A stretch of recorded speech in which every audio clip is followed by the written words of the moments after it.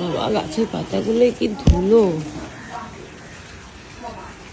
এই একটা ফুলই আজকে বাবা ছেড়ে না কেন, এই যে একটা ফুল, এই আছে কুড়ি আছে, ফুল নেই। আর এত সুন্দর করে মিনতি পরিষ্কার করে দিয়েছে, ধনে লাগাবো। এই দেখ এই গাছের ওইখানে পাতা করেনি, টবগুলো পরিষ্কার করাবে, টবটা পরিষ্কার করতে বলতে হবে। সে good morning mamma. Good morning. চলো বলে হাসি দেখো না। গুড মর্নিং, কেমন আছো সবাই? আশা করি তোমার সবাই ভালো আছো, সুস্থ আছো। আমরাও ভালো আছি, সুস্থ আছি। ওদিকে আরেকজনকে দেখো গাছ নিয়ে গবেষণা করেই যাচ্ছে। এখনো বাস আসেনি ওর, এখন বাজে 7:40। গাছ থেকে হলুদ পাতাগুলো যখন ছিঁড়ে ছিঁড়ে ফেলছে, আর সবে দেখা যাচ্ছে ফুল ফুটেছে, ফুটে ফুলগুলো মানে কি বলে ওটাকে, ফল হওয়ার আগে যে মুহূর্তটা হয় ওরকম হয়েছে। জানি না এই গাছে ফল হবে কি না, বাট গাছটা অনেক দিনের, আমার প্রায় 1-1.5 বছর হয়ে গেছে গাছটার বয়স। তো দেখা যাক কি হয়। আর বাদ বাকি সমস্ত গাছে আমার অনেক দিনে, কিন্তু বেশ ভালোই রয়েছে, ঠিকঠাক রয়েছে। আর মিনতি ধনে পাতা কী বলে ওটা, ধনের বীজ এনে দিয়েছে, জলে ভেজাতে হবে, ভুলে যাই ভেজাতে। আজকে রাত্রেবেলা মনে করে ভিজিয়ে রাখবো, তারপর এখানে ছড়িয়ে দিয়ে যাব, তাহলে পরে ধনে গাছ হবে। চলো পরে দেখা হচ্ছে। আর আমার চুলটা কীভাবে বেঁধে রেখেছি, তাহলে মোরগ ছুটি বেরিয়ে আছে। বাবা বা বাবা দেখ আমার মোরগ ছুটি হয়েছে। বাজে এখন 9টা বাজে 5 মিনিট বাকি। জানি না আমার কোনো কথা তোমরা শুনতে পাচ্ছ কিনা। আমার মেয়েদি কাজ করছে, দিদি কাজ করছে, আবার পাম্পের মেশিনটাও চলছে। যাই হোক, অনেক দিন পর একটু সময় পেলাম বসার, কারণ প্রত্যেক দিন মিনুদির সঙ্গে দৌড়াতে দৌড়াতে আমি ক্লান্ত হয়ে যাই। এখনও আবার দৌড়াতে হবে, কিছুক্ষণ বসার সময় পেলাম। মিনুদির কাঁচা হয়ে গেলে পরেই মেলতে হবে। আবার এদিকে ওয়াশিং মেশিনটাও চলছে, জামা কাপড় বেরোলে আবার ওগুলোকে মেলতে হবে। আমার আর ভালো লাগছে না, প্রত্যেক দিন জামা কাপড় কাচা হচ্ছে, মেলা হচ্ছে, তোলা হচ্ছে, ভাজ করছে, আবার জায়গায় ঢুকিয়ে দেওয়া হচ্ছে। আর ভালো লাগে না, টায়ার্ড হয়ে গেছি। এখন খিদে পেয়ে গেছে আমার। কালকে সেই রাত্রেবেলা স্টার্টার খেয়েছি, তো পেটটা পুরো ফুলেছিল, আর তো কিছু খাইনি। এখন আমার খিদে পাচ্ছে। এই তোমার ফোন বাজছে। চলো আমার পরে দেখা হচ্ছে। মায়ের খাবারটা গোছানো হয়ে গেছে, মার খাবারটা পাঠিয়ে দিই।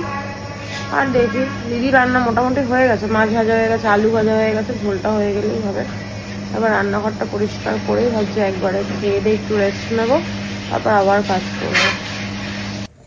আজকে আমাদের লাঞ্চ কুমড়ো ফুলের বড়া। আমরা ভীষণ ভালো খাই, বিশেষ করে অতন ভাজা বড়া এইসব খুব ভালো খাই। পেঁয়াজ করে আলু ভাজা, আর হয়েছে রুই মাছের ঝোল। এখন বাজে 1:40।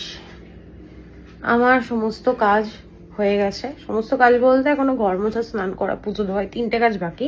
বাদ বাকি ডাস্টিং করা, ঘর গোছানো, রান্নাঘর পরিষ্কার করা সব হয়ে গেছে। আজকে আর শুয়ে বসে সময় নষ্ট করিনি। তো এখন ঘরটা মুছবো আর স্নান করব, দেন পুজো দেব। আর মিনুদি কালকে তো আসবে না, সেই জন্য আজকে জামা কাপড় কেচে দিয়ে গেছে।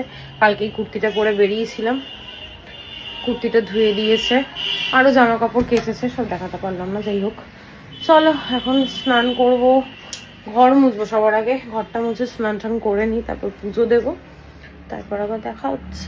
এখন পাগলের মতো লাগছে যতক্ষণ স্নান করে ফ্রেশ না হচ্ছে। আমার স্নান পুজো সব কমপ্লিট।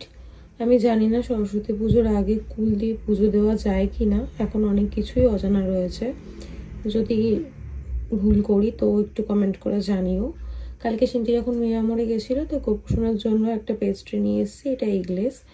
পুজো দেওয়ার পর দেখো সিংহাসনটা কি ভালো লাগে। আজকে একটু ফাঁকা ফাঁকা, যেহেতু ফুল কম, গাছেও এখন ফুল ফুটছে না, এই একটাই জবা ফুল ফুটেছিল। তো যাই হোক, যা ফুল ছিল সেইটা দিয়ে পুজো দিয়েছি। ঠাকুর যেরকম চাইবে সেইভাবেই পুজো দেব। বাজে এখন 5:30, বেরোচ্ছি আমরা এখন ঠাকুর আনতে। শিনু আজকে স্কুল থেকে আসতে লেট করেছে, প্রায় 4:30 4:45 নাগাদ ও এসছে। নাইট ড্রেস, এই যে দুজনেই নাইট ড্রেস পরেছি, পরে তারপর সোয়েটার পরে নিয়েছি। চলো বেরোনো যাক। আমার ক্লিপটা নিয়ে লাগছে, বাপরে বাপ, মেলার লাইটিং এখনো খুলে খোলেনি, তার মানে মেলা এখনো হচ্ছে নাকি।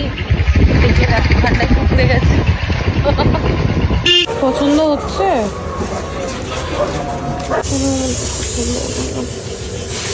আমরা চলে এসেছি বাড়িতে, আর সিনটি দেখো হতাশ হয়ে শুয়ে পড়েছে। অতনু বেরিয়ে গেছে, কারণ প্রতিমা আমাদের পছন্দ হয়নি। সব প্রতিমাই সুন্দর, কিন্তু তার মধ্যে তো একটা থাকে না, চোখটা সুন্দর হবে একটু, মানে ঠাকুরের চোখগুলো রাগি রাগি ছিল, ওই জন্য আমার পছন্দ হয়নি, নিইনি। তিন চারটে জায়গায় গেছি, আর যেখানে ঠাকুর বানায় সেখানেও গেলাম, সেখানেও মানে কিছুই কমপ্লিট না, মানে বুঝতে পারছিলাম না ঠাকুরটা কেমন হবে কমপ্লিট হওয়ার পর, সেজন্য আর আনলাম না। তো অতনু বললো, আমিও বললাম যে আমি 2 দিন দেখে নিই, মানে কালকের দিনটা বাদ দিয়ে পরশু দিন, বৃহস্পতিবার, বুধবার দিন গিয়ে একবার দেখে আসবো যে ঠাকুর আরো ভালো এসছে কি আসেনি। কারণ আমাদের এখন যে মা প্রতিমা রয়েছে পুরো একদম ছোট্ট বাচ্চা রূপে, তো সেই জন্য আমরা ওরকম টাইপেরই ঠাকুর খুঁজছিলাম। দেখা যাক এখন কোন মা আমার ঘরে আসে।